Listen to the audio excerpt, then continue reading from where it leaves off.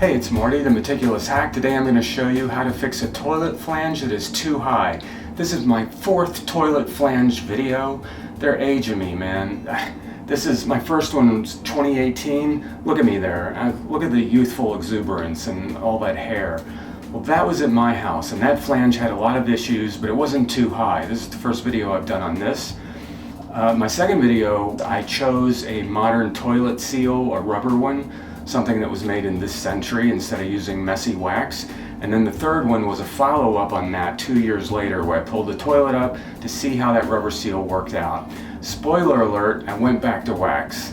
And oddly, the toilet here was also using that exact same product. It was a Fluid Master Better Than Wax seal. The thing is, the rubber really can't hold up to the chemicals in the water itself over time. They just don't last as long. Anyway, this bathroom I redid for my son. I didn't make it luxurious, but I did make it look like a real bathroom, because it was like the worst frat boy gas station toilet you've ever seen. And yeah, now it looks okay. So anyway, let me show you what's going on here. So this toilet is leaning to the right. The floor is out of level, and the way the flange is high on the left, it has made it so it's leaning even more to the right. And this is a big, huge gap, but I have these little pieces of plastic just for the time being until I got back here to do it right. This little 4-pack of toilet shims was about $4, really a huge ripoff. This would be great if my problem was that the toilet was only up like 1/8 of an inch. Gosh, I mean, mine's up like 1/2 of an inch, so it's just too much. Another way to deal with it is to build a base of plaster of Paris. I've got a vinyl floor here. I can't see that plaster adhering to this vinyl floor very well. And plus, I'm not so sure how good that would look. And plaster, anyway, is water soluble. It seems like it's just going to disintegrate if you have a leak. Maybe that's a good thing. Maybe that will let you know you have a leak. But anyway, that's not what I want to do, because I just don't know how good that would look. Another way to do it is to put grout under it instead of plaster of Paris. But grout, I mean, that's going to take a long time to dry, really, before you can actually use the toilet, or at least sit on that toilet. So you wouldn't want to do that for probably, a day at least, or 2 days maybe after you do the grout. So that's not an option for me. And again, I don't know how good that would look with such a huge gap. So this is what I'm going to do. I'm going to cut down the drain pipe that sticks up through the flange. To pull a toilet up, I rest my elbows on my thighs, and it makes a difference. So I'm not lifting all that weight with just my back. A lot of it is with my legs.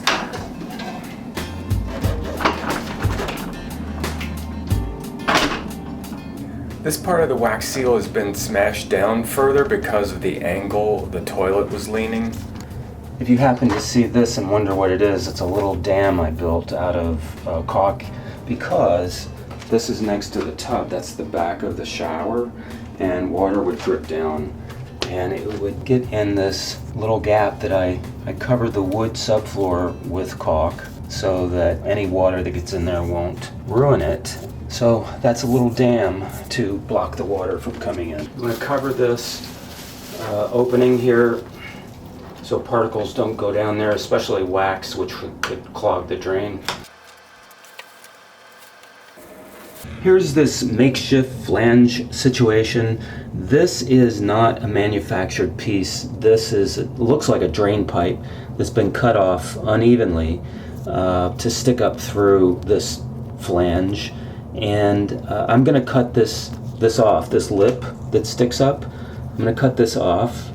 So I don't know what I'm going to use. I'm either going to use this reciprocating saw, or I'm going to use this grinder.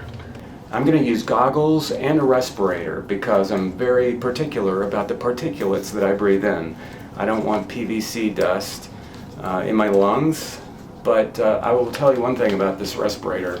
There's a couple of these 3M respirators that look the same, but this one with the really pliable, soft silicone is so much better than the other ones. It's slightly more expensive, well worth it. It's one of the best purchases I've ever made in my life. This is fantastic product here. Anyway, I'm not doing a commercial for 3M, although they're a stand-up company. So you never know what's going to be flying around when you do this stuff.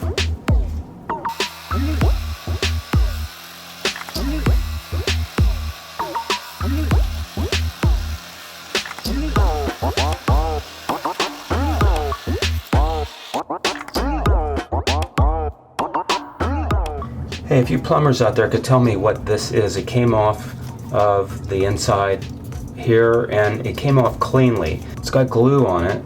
Let me show you this side of the ring. It's very smooth in there, and then the rest of it has that piece on it. It's like it was put there just to aggravate me. So this has got a sharp ridge, and I'm thinking it just needs to come off.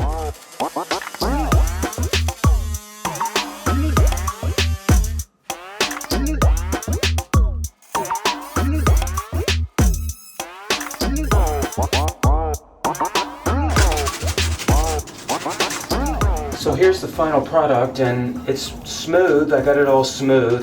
Took all the burrs out. There's one right there. I'll get that. I don't know if you could just, if you guys could let me know if you think that there's something else I should do. A wax ring with a cone on it going down, a funnel going down into the drain pipe would probably be best here.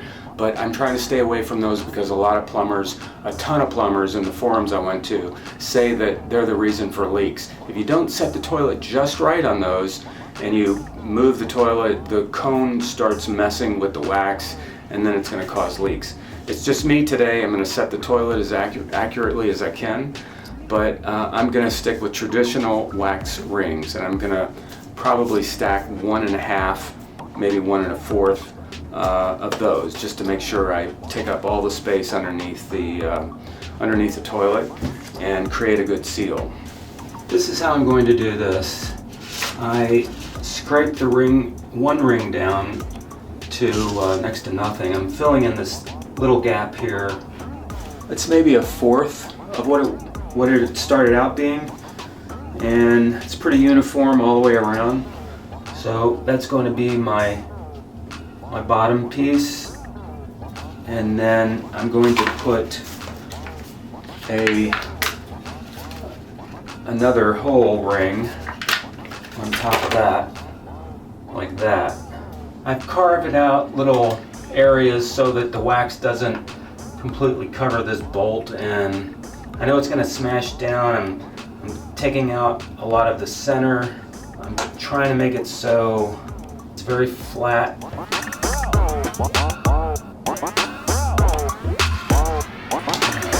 Okay, there's a little gap between the two, so I'm going to fill that with some of the wax. This is about the size of one of those bigger reinforced rings. It's not a complete double ring size. I think this will work just fine. And there it is, perhaps the world's most boring sculpture. I've got the gaps filled in on the inside, on the outside, and it's about 1.25 high in terms of the height of these rings. I usually use straws to help guide me over these bolts when I lift up the toilet, and I don't have any, so I'm going to take apart this pen and put that over the one, and then I will make a little arrow off to the side of tape, and this is going to point to exactly where that bolt is. Alright, so that'll help me on that side, and I'll put this on first, and then I'll try to position the hole to where it's going to drop straight over the top of this one, because you don't want to move the toilet, you don't want to shift it, scoot it. You can twist it with these wax rings. Plastic and rubber rings are more versatile that way. You know, you can move them around, move the toilet around, but with the wax you cannot. I'm going to show this the best that I can. I'm Got the camera set to where you can see that red straw, the pen that I took apart. And I'm gonna walk this over and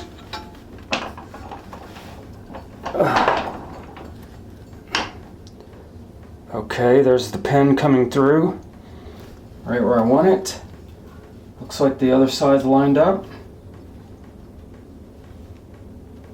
Yep. All right.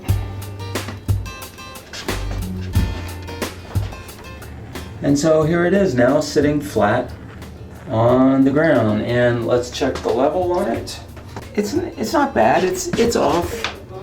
It's off just a little bit. Yeah, I mean barely. So that's fine.